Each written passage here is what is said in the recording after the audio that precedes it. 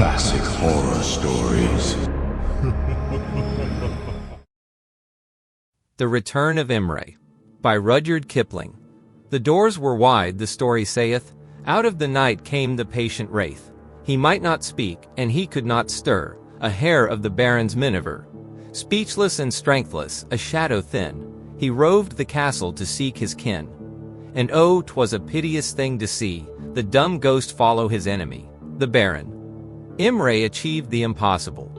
Without warning, for no conceivable motive, in his youth, at the threshold of his career, he chose to disappear from the world, which is to say, the little Indian station where he lived. Upon a day he was alive, well, happy, and in great evidence among the billiard tables at his club. Upon a morning, he was not, and no manner of search could make sure where he might be. He had stepped out of his place, he had not appeared at his office at the proper time, and his dog-cart was not upon the public roads. For these reasons, and because he was hampering, in a microscopical degree, the administration of the Indian Empire, that empire paused for one microscopical moment to make inquiry into the fate of Imray. Ponds were dragged, wells were plumbed, telegrams were dispatched down the lines of railways and to the nearest seaport town 1,200 miles away. But Imray was not at the end of the drag ropes, nor the telegraph wires. He was gone, and his place knew him no more. Then the work of the great Indian Empire swept forward, because it could not be delayed, and Imray from being a man became a mystery, such a thing as men talk over at their tables in the club for a month, and then forget utterly. His guns, horses, and carts were sold to the highest bidder. His superior officer wrote an altogether absurd letter to his mother, saying that Imray had unaccountably disappeared, and his bungalow stood empty. After 3 or 4 months of the scorching hot weather had gone by, my friend Strickland, of the police, saw fit to rent the bungalow from the native landlord. This was before he was engaged to Miss Yall, an affair which has been described in another place, and while he was pursuing his investigations into native life. His own life was sufficiently peculiar, and men complained of his manners and customs. There was always food in his house, but there were no regular times for meals. He ate, standing up and walking about, whatever he might find at the sideboard, and this is not good for human beings. His domestic equipment was limited to 6 rifles, 3 shotguns, 5 saddles, and a collection of stiff-jointed mahseer rods, bigger and stronger than the largest salmon rods. These occupied one half of his bungalow, and the other half was given up to Strickland and his dog Tietjens, an enormous Cawnpore slut who devoured daily the rations of 2 men. She spoke to Strickland in a language of her own, and whenever, walking abroad, she saw things calculated to destroy the peace of Her Majesty the Queen Empress, she returned to her master and laid information. Strickland would take steps at once, and the end of his labors was trouble and fine and imprisonment for other people. The natives believed that Tietjens was a familiar spirit, and treated her with the great reverence that is born of hate and fear. One room in the bungalow was set apart for her special use. She owned a bedstead, a blanket, and a drinking trough, and if anyone came into Strickland's room at night, her custom was to knock down the invader and give tongue till someone came with a light. Strickland owed his life to her, when he was on the frontier, in search of a local murderer, who came in the gray dawn to send Strickland much farther than the Andaman Islands. Tietjens caught the man as he was crawling into Strickland's tent with a dagger between his teeth, and after his record of iniquity was established in the eyes of the law, he was hanged. From that date Tietjens wore a collar of rough silver, and employed a monogram on her night blanket, and the blanket was of double-woven cashmere cloth, for she was a delicate dog. Under no circumstances would she be separated from Strickland, and once, when he was ill with fever, made great trouble for the doctors, because she did not know how to help her master and would not allow another creature to attempt aid. Muckernott, of the Indian Medical Service, beat her over her head with a gun butt before she could understand that she must give room for those who could give quinine. A short time after Strickland had taken Imray's bungalow, my business took me through that station, and naturally, the club quarters being full, I quartered myself upon Strickland. It was a desirable bungalow, 8-roomed and heavily thatched against any chance of leakage from rain. Under the pitch of the roof ran a ceiling cloth which looked just as neat as a whitewashed ceiling. The landlord had repainted it when Strickland took the bungalow. Unless you knew how Indian bungalows were built, you would never have suspected that above the cloth lay the dark three-cornered cavern of the roof, where the beams and the underside of the thatch harbored all manner of rats, hats, ants, and other things. Tietjens met me in the veranda with a bay like the boom of the bells of St. Paul's, and put her paws on my shoulders and said she was glad to see me. Strickland had contrived to put together that sort of meal which he called lunch, and immediately after it was finished, went out about his business. I was left alone with Tietjens and my own affairs. The heat of the summer had broken up and given place to the warm damp of the rains. There was no motion in the heated air, but the rain fell like bayonet rods on the earth, and flung up a blue mist where it splashed back again. The bamboos and the custard apples, the poinsettias and the mango trees in the garden stood still while the warm water lashed through them, and the frogs began to sing among the aloe hedges. A little before the light failed, and when the rain was at its worst, I sat in the back veranda and heard the water roar from the eaves, and scratched myself because I was covered with the thing they called prickly heat. Tietjens came out with me and put her head in my lap, and was very sorrowful, so I gave her biscuits when tea was ready, and I took tea in the back veranda on account of the little coolness I found there. The rooms of the house were dark behind me. I could smell Strickland's saddlery and the oil on his guns, and I did not the least desire to sit among these things. My own servant came to me in the twilight, the muslin of his clothes clinging tightly to his drenched body, and told me that a gentleman had called and wished to see someone.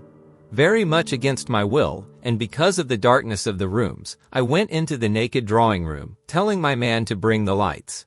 There might or might not have been a caller in the room. It seems to me that I saw a figure by one of the windows, but when the lights came there was nothing save the spikes of the rain without and the smell of the drinking earth in my nostrils. I explained to my man that he was no wiser than he ought to be, and went back to the veranda to talk to Tietjens. She had gone out into the wet, and I could hardly coax her back to me, even with biscuits with sugar on top. Strickland rode back dripping wet just before dinner, and the first thing he said was, "Has anyone called?" I explained with apologies that my servant had called me into the drawing room on a false alarm, or that some loafer had tried to call on Strickland, and thinking better of it, fled after giving his name.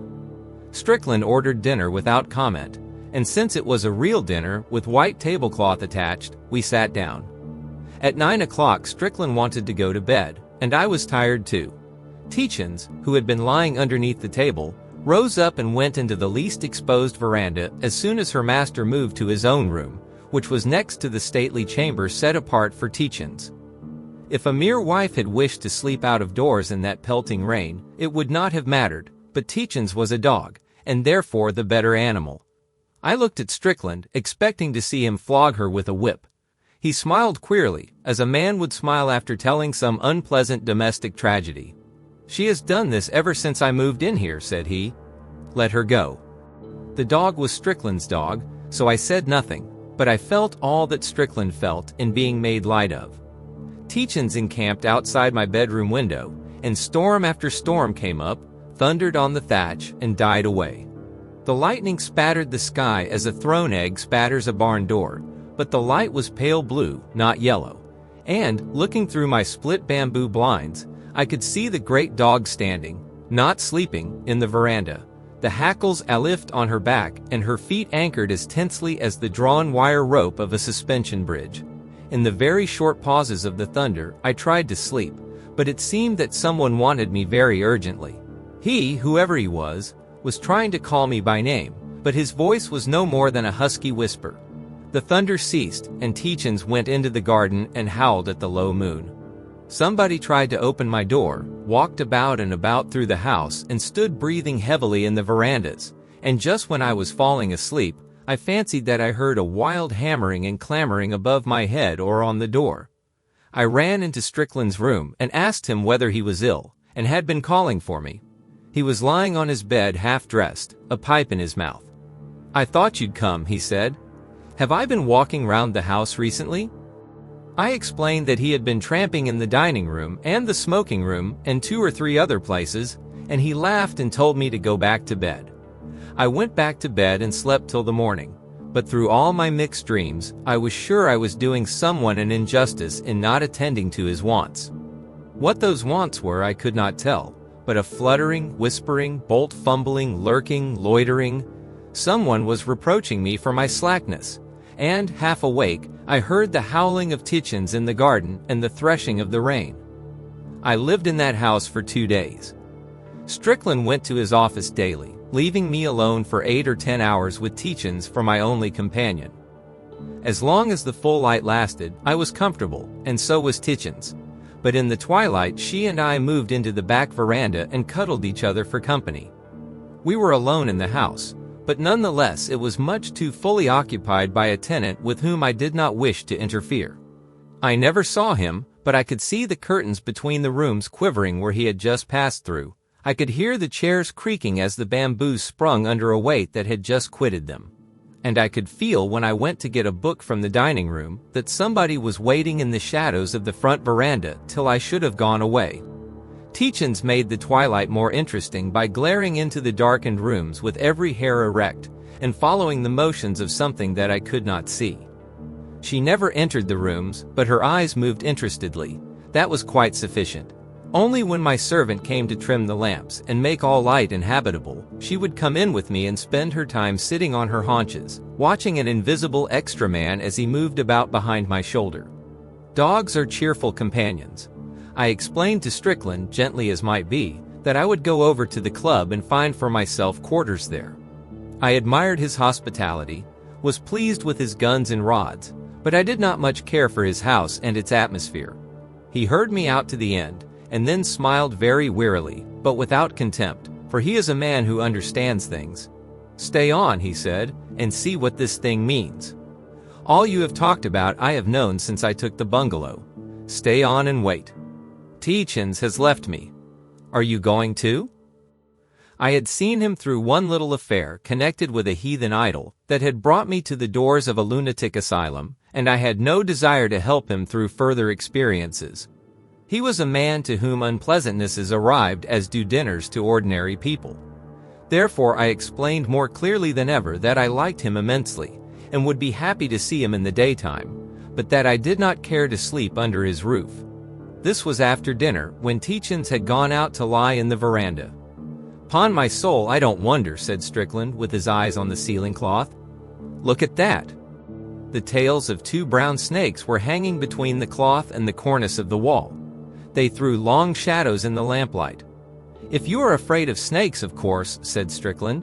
"I hate and fear snakes, because if you look into the eyes of any snake, you will see that it knows all and more of the mystery of man's fall, and that it feels all the contempt that the devil felt when Adam was evicted from Eden.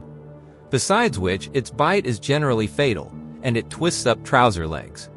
"You ought to get your thatch overhauled," I said. "Give me a mossier rod, and we'll poke 'em down." "They'll hide among the roof beams," said Strickland. "I can't stand snakes overhead. I'm going up into the roof. If I shake 'em down, stand by with a cleaning rod and break their backs." I was not anxious to assist Strickland in his work, but I took the cleaning rod and waited in the dining room, while Strickland brought a gardener's ladder from the veranda and set it against the side of the room. The snake tails drew themselves up and disappeared. We could hear the dry rushing scuttle of long bodies running over the baggy ceiling cloth. Strickland took a lamp with him, while I tried to make clear to him the danger of hunting roof snakes between a ceiling cloth and a thatch, apart from the deterioration of property caused by ripping out ceiling cloths. "Nonsense," said Strickland. "They're sure to hide near the walls by the cloth. The bricks are too cold for 'em, and the heat of the room is just what they like." He put his hand to the corner of the stuff and ripped it from the cornice. It gave with a great sound of tearing, and Strickland put his head through the opening into the dark of the angle of the roof beams. I set my teeth and lifted the rod, for I had not the least knowledge of what might descend. Said Strickland, and his voice rolled and rumbled in the roof. "There's room for another set of rooms up here, and by Jove, someone is occupying them." "Snakes?" I said from below. "No, it's a buffalo. Hand me up the 2 last joints of a mossier rod, and I'll prod it. It's lying on the main roof beam." I handed up the rod. "What a nest for owls and serpents! No wonder the snakes live here," said Strickland, climbing farther into the roof. I could see his elbow thrusting with the rod. "Come out of that, whoever you are. Head's below there, it's falling." I saw the ceiling cloth nearly in the center of the room bag with a shape that was pressing it downwards and downwards towards the lighted lamp on the table. I snatched the lamp out of danger and stood back. Then the cloth ripped out from the walls, tore, split, swayed, and shot down upon the table, something that I dared not look at, till Strickland had slid down the ladder and was standing by my side.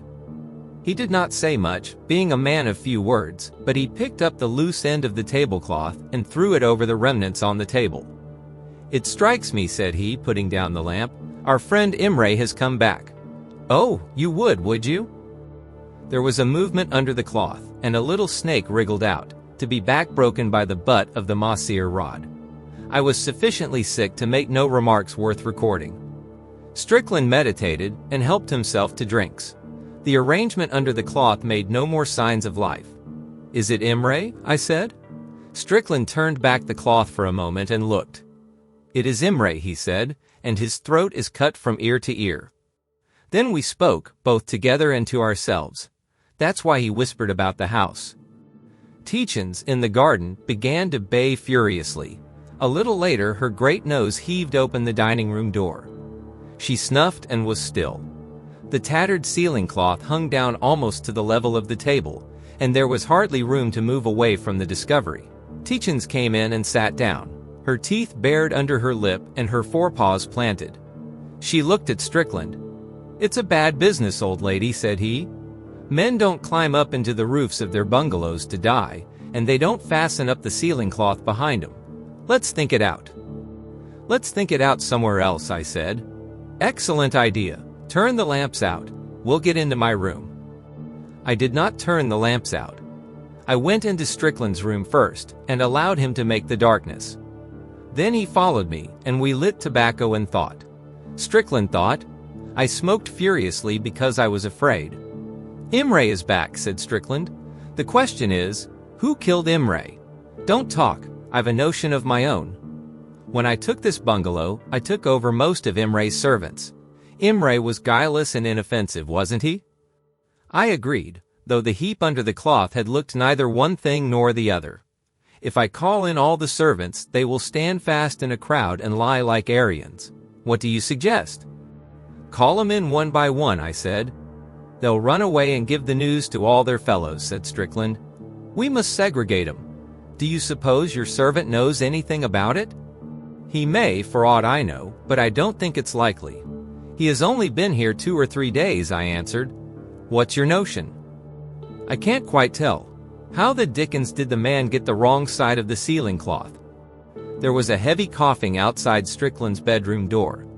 This showed that Bahadur Khan, his body servant, had waked from sleep and wished to put Strickland to bed. "Come in," said Strickland. "It's a very warm night, isn't it?" Bahadur Khan, a great green-turbaned, 6-foot Mohammedan, said that it was a very warm night, but that there was more rain pending, which, by his honor's favor, would bring relief to the country. "It will be so, if God pleases," said Strickland, tugging off his boots. "It is in my mind, Bahadur Khan, that I have worked thee remorselessly for many days, ever since that time when thou first camest into my service." "What time was that?" "Has the heaven-born forgotten? It was when Imray Sahib went secretly to Europe without warning given, and I, even I, came into the honored service of the protector of the poor." "And Imray Sahib went to Europe?" "It is so said among those who were his servants." "And thou wilt take service with him when he returns?" "Assuredly, Sahib. He was a good master and cherished his dependents." "That is true. I am very tired, but I go buck shooting tomorrow. Give me the little sharp rifle that I use for black buck. It is in the case yonder." The man stooped over the case, handed barrels, stock, and fore-end to Strickland, who fitted all together, yawning dolefully. Then he reached down to the gun case, took a solid drawn cartridge, and slipped it into the breech of the middle .360 Express. "And Imray Sahib has gone to Europe secretly. That is very strange, Bahadur Khan, is it not? What do I know of the ways of the white man heaven-born?" "Very little, truly. But thou shalt know more anon. It has reached me that Imray Sahib has returned from his so long journeyings, and that even now he lies in the next room, waiting his servant. Sahib? The lamplight slid along the barrels of the rifle as they leveled themselves at Rudyard Khan's broad breast. Go and look, said Strickland. Take a lamp. Thy master is tired, and he waits thee. Go! The man picked up a lamp and went into the dining room, Strickland following and almost pushing him with the muzzle of the rifle. He looked for a moment at the black depths behind the ceiling cloth, at the writhing snake underfoot, and last, a gray glaze settling on his face, at the thing under the tablecloth. Hast thou seen? Said Strickland after a pause.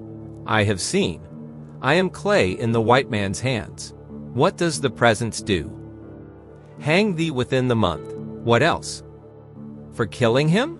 Nay, Sahib, consider.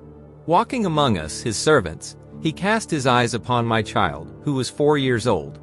Him he bewitched, and in 10 days he died of the fever. My child? What said Imray Sahib? He said he was a handsome child, and patted him on the head, wherefore my child died. Wherefore I killed Imray Sahib in the twilight, when he had come back from office and was sleeping.